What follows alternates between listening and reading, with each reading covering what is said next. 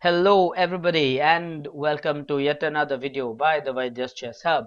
And in this video we are going to clarify two very common widespread misconceptions about chess. They are really widespread and we will try to find out how they became so widespread, what could be the reason for those, and so on. The first one we are going to talk about is the myth or the misunderstanding that the king moves only when it's check. This is not the case. The reality is the king can be moved anytime during the game so long as it is a legal move. If the king can legally be moved, it is at the discretion of the player whether he wants to move the king or not. So it is not a case that the king moves only if it is check. No, the king can move anytime during the game if it is a legal move.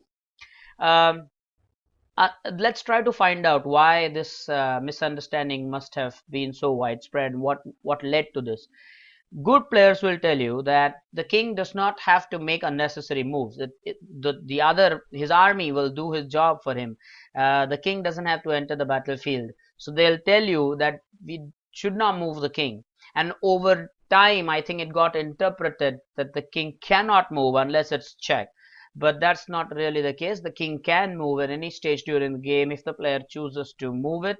Not necessarily that the king has to be in check in order for it to be moved. The second misunderstanding that we're going to talk about that we will clear is about pawn promotion. So many people saying that if it is a knight pawn that gets promoted onto the 8th rank, the player will get a knight. If it's the bishop pawn that reaches the 8th rank, then the player will get another bishop. That's not so. Any pawn reaching the 8th rank, the player has a choice to select any piece that the player wants. And more often than not, it's queen, because queen is the most powerful piece. But no, regardless of which file it is, if the pawn reaches the 8th rank, the player has a choice to select any piece that the player chooses to.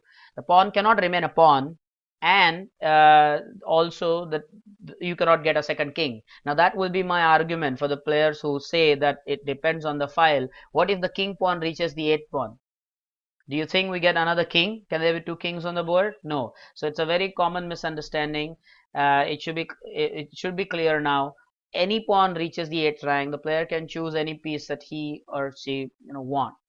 So hope that it was very clear. Next time you play a game and you find anyone unclear about this, please make sure that you make them watch this video, and a few things will be absolutely clear. Hope you enjoyed this. Up until next time, keep playing, keep learning, keep enjoying chess, and thank you so much for watching this video. Up until next time, bye bye.